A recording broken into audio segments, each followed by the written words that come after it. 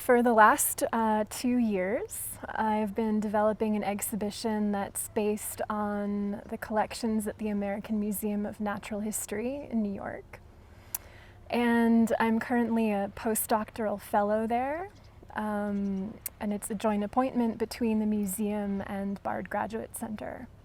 So I've been working with the textiles from the American Southwest, specifically the Navajo weaving collection, which has been really exciting because it has never been seen by the public, with the exception of a few pieces.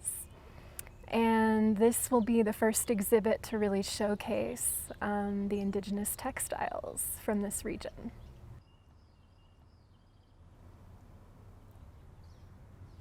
What's been important to me throughout the project is to integrate contemporary voices and perspectives alongside the historic pieces. So there's a selection of about 20 pieces from the museum's collection, and then some contemporary works. And over the summer, I've been doing interviews with contemporary weavers and trying to incorporate their perspectives and their input into this exhibition. And one thing that really sets this exhibit apart is that it's not focused on the object itself. So I've been trying to avoid reifying the finished textile in favor of foregrounding this active and generative process behind the creation of these weavings. So it really starts with the sheep and with the seasonal cycles that guide the harvesting of dye plants, the cosmologies that inform a weaver's work, and the songs and stories that are woven into each piece. So that's something that I'm hoping to draw out through this exhibit.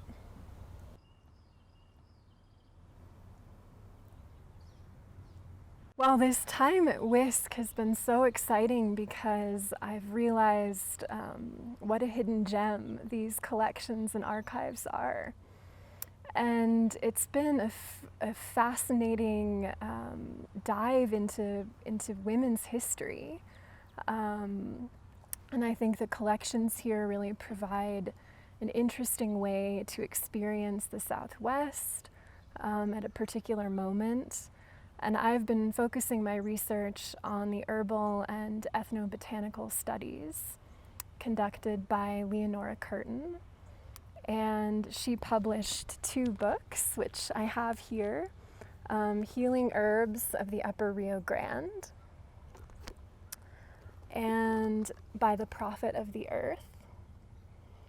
And so the archives here document her entire research process, which has been fascinating to learn about. And she was working with a lot of friends and also curanderas and native healers in northern New Mexico. And she was interested in bringing together these different cultures of knowledge production in New Mexico, which included Spanish American and Native American traditions. So I've been learning a lot about her process and going through her correspondence files and her research notes, book proofs, reviews, and she was really methodical in her documentation. She collected specimens throughout northern New Mexico, and she was focused on medicinal plants, so things that were used for childbirth and various ailments, but also plants that were used for natural dyes and tanning of hides. And so she collected specimens and she also documented them through photography. And I'm not sure why, but her photographs didn't make it into her publications. So I'm working on an article right now about some of those photographs and also her research.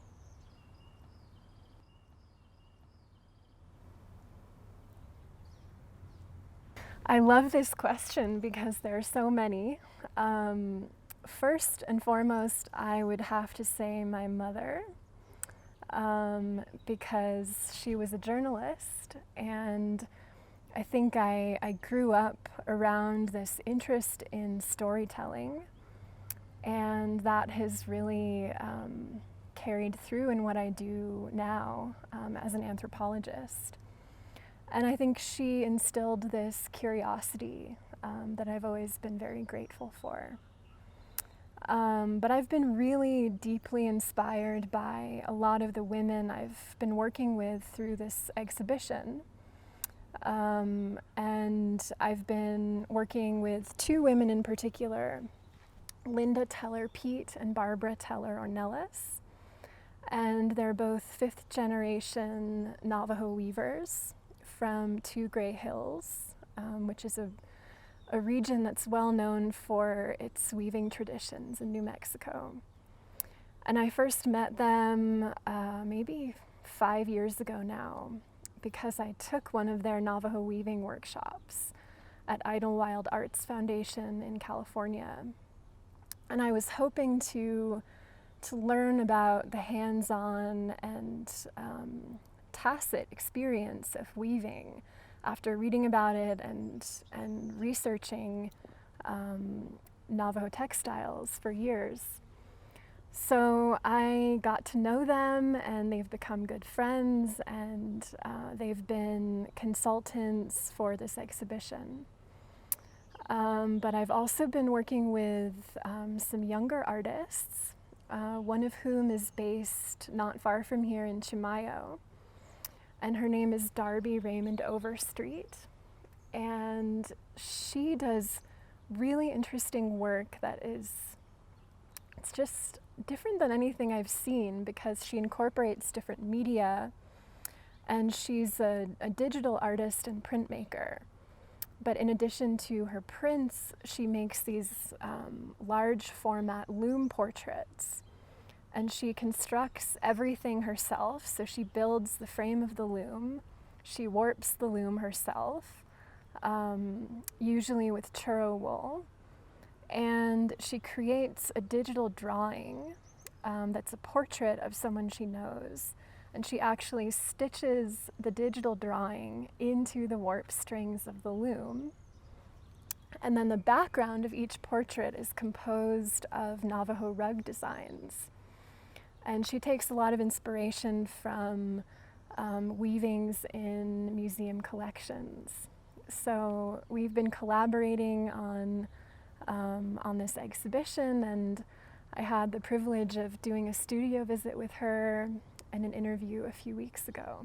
So I hope that you'll learn more about her work through this exhibit.